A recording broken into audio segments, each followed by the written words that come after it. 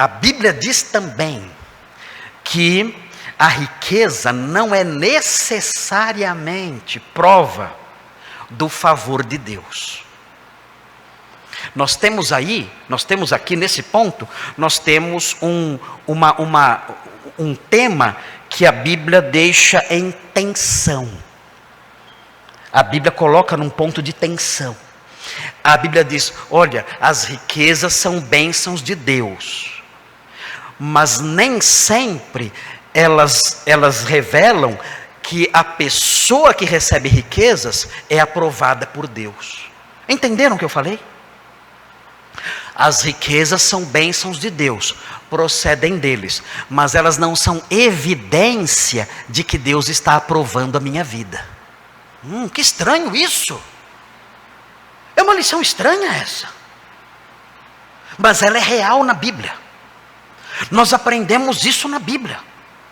Temos que fazer com que essa verdade entre na nossa cabeça, para que possamos fazer a leitura correta do mundo que nos cerca. A Bíblia mostra isso. Toda riqueza é bênção de Deus, mas quem recebe a riqueza nem sempre é alguém que agrada a Deus. O fato de Deus dar riqueza para aquela pessoa não significa que aquela pessoa agrada a Deus. Significa que Deus abençoa qualquer um, mas não significa que aquela pessoa está agradando a Deus com a sua vida. E como nós aprendemos isso? Muito simples. Se os irmãos olharem no Novo Testamento, e nós vamos então compondo essa visão, em Lucas 16, vejam o que diz Lucas 16, a famosa parábola, que alguns dizem que não é parábola, é uma história verídica. Muitos dizem, isso aqui é uma parábola apenas, é uma ficção. Mas há intérpretes que dizem, não, isso não é uma ficção. O próprio texto não chama isso de parábola. O próprio texto diz, disse Jesus também aos discípulos. E prossegue na história. Não chama de parábola. Então, pode ser uma história mesmo. O próprio texto não é chamado de parábola na Bíblia. E mais, tem uma característica interessante aqui. Nas parábolas não aparecem nomes próprios. E aqui aparece. Quem é o nome próprio que aparece aqui? Lázaro. E a história fala aqui em Lucas 16, o texto fala aqui,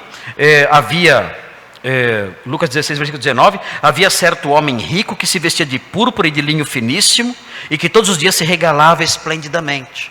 Rico, riquíssimo, se regalava esplendidamente. Homem riquíssimo.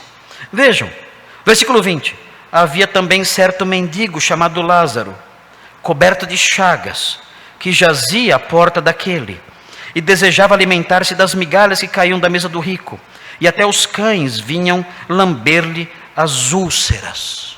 A miséria completa, são dois extremos distantes. Um homem numa riqueza indizível, e outro numa miséria que poucas vezes vemos algo igual. Vejam, versículo 22. Aconteceu morrer o mendigo e ser levado pelos anjos para o seio de Abraão. Morreu também o rico e foi sepultado.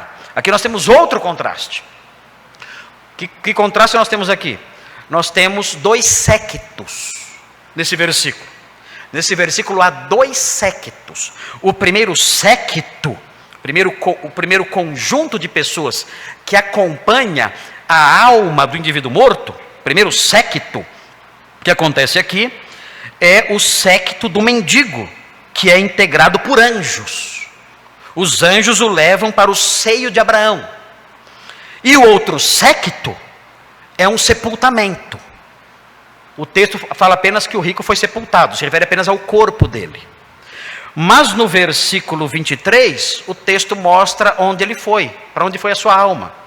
No inferno, diz o texto, estando em tormentos, levantou os olhos e viu ao longe a Abraão e Lázaro no seu seio. O que nós temos aqui? Nós temos aqui uma evidência de que ser rico não é sinal de que a pessoa está agradando a Deus. Ser rico é sinal de que Deus abençoou aquela pessoa, por alguma razão. A sua graça é inexplicável, ela é multiforme, ela é inexplicável muitas vezes. É favor imerecido. A sua graça é assim, é favor imerecido, Ele concede o que as pessoas não merecem. Mas não significa a dádiva da riqueza a alguém, não significa que a pessoa está agradando a Deus. O texto fala que o pobre, o mendigo, foi para o seio de Abraão, e o rico foi para o inferno.